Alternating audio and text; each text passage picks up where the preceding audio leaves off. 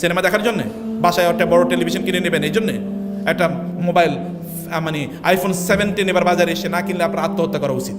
কারণ একটা আইফোন 17 নাই, আমার জীবন দিয়ে লাভ, এই জীবন দিয়ে করবো কি, এরকম একটা ভাব তৈরি হয়েছে। আপনি আইফোন 17 কিনে টাকা ওর পকেটে কেন দেন? আপনি নিজে এরকম একটা ব্র্যান্ড 2 লাখ টাকা দিয়ে কিনা করা যায়। 2 লাখ টাকা দিয়ে আপনি দেখেন জুসের কমপক্ষে 10টা দোকান দেওয়া যায় এখন। 10, 15, 20 হাজার টাকা দিয়ে একটা জুসের দোকান দেওয়া যায়। আপনি জুসের দোকান দিয়ে দেখেন না, একটা ভালো জায়গায় দিয়ে দেখেন আপনার ডেইলি কত ইনকাম হয়। ডেইলি কমপক্ষে 2,000 টাকা ইনকাম হবে, মাসে আপনার 60,000 টাকা ইনকাম হবে, আপনার মাসে 60,000 টাকা ইনকাম হবে। তাহলে আপনি সেটা কেন করবেন? আপনি এরকম ছোট করেন, আপনি কোনো একটা টং দোকান বানিয়ে দেন একজনকে, মানে আপনি ফেরি করে বিক্রি করার জন্য 5টা এলাকা থেকে 5টা ছেলেকে নিয়ে আসেন, যে আমি তোমাকে ভ্যান কিনে দিলাম, তুমি ফেরি করে বিক্রি করো, প্রতিদিন যা লাভ হবে আমি তোমাকে ইনভেস্টমেন্ট দেবো, যা লাভ হবে তুমি আমাকে 50 দেবা, তুমি 50% নেবা। করতে পারেন, আইডিয়ার অভাব তো নাই। আপনি চিন্তা করে দেখেন, আইডিয়া আপনাকে দেবে। আর এখন তো এআই এর জিজ্ঞেস করলে ও নিজে কয়টা আইডিয়া আপনাকে দিয়ে দেবে, সমস্যা নাই। কিন্তু যেটা বলছি, আপনার নিজের মধ্যে এই কনসার্ন, আপনার মধ্যে অবশ্যই কনসার্ন থাকা দরকার। আচ্ছা, সময় আমি বেশি নিতে চাই না। আপনাদের তো নিশ্চয়ই প্রচণ্ড ক্ষুধা লাগছে, তাই না? ক্ষুধার্ত মানুষরা তো সবসময় কি, hungry man is always an angry man. Hungry এরকম নাকি? ক্ষুধা লাগছে বেশি? অনেকে বলে না, কারণ তারা নিশ্চিত যে ক্ষুধা লাগছে, এখানে কিচ্ছু বলে না। আবার বলে যে এগুলি কি কয়, আমরা শুনতে আইছি কি, আর এগুলো কি বলে নাকি? হ্যাঁ, আপনাদেরকে কথা শুনতে আপনাকে আমি দ্রুত বলে ফেলছি, এতে সমস্যা হচ্ছে? আচ্ছা, আপনারা বুঝতে পারছেন কথা?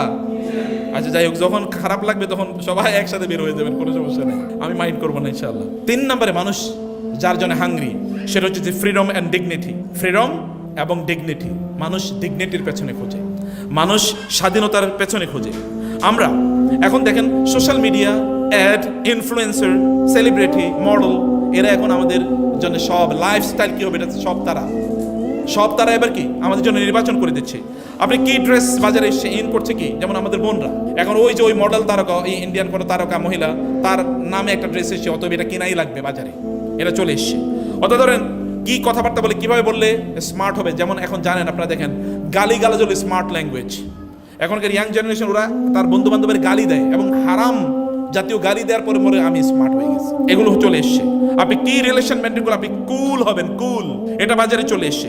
হারাম রিলেশনটাকে হারাম জিনিসগুলোকে নর্মাল করে দেওয়া হয়েছে। এভরি হারাম ইজ নর্মালাইজড, প্রত্যেকটা হারামকেই একবারে নর্মাল করে উপস্থাপন করা হয়েছে।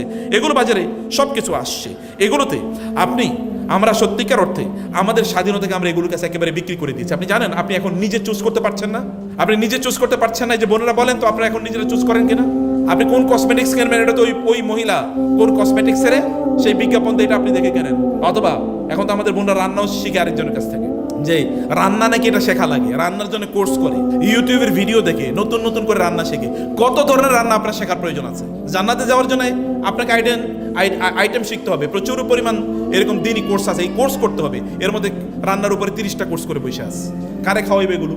কার খাওয়াবে? যদি আপনি বিজনেস করার জন্য করেন, আমি মাইন্ড, আই ডোন্ট মাইন্ড। যদি বিজনেস করার জন্য করেন, আদারওয়াইজ কারে খাওয়ানোর জন্য আপনি এত খাওয়া লাগে নাকি মানুষের? আল্লাহ রাসূল সাল্লাল্লাহু আলাইহি ওয়াসাল্লাম কি বলেন নাই যে একজন মানুষের জন্য কয়েকটা লোকমা খাবারই যথেষ্ট?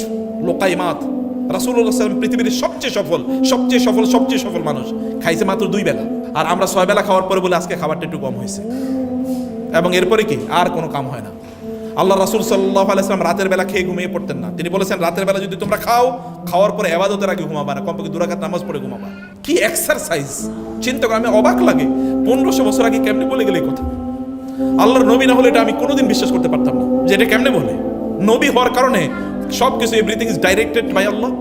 আদারওয়াইজ কেমনে বললো? 1500 বছর আগে লোকেরা এসে যা বলে তিনি তাই বলে গেছেন 1500 বছর আগে, অথবা তার চেয়ে আরো অ্যাডভান্স, যেগুলো এখনো মানুষ বোঝে না, এগুলো সব বলে গেছে।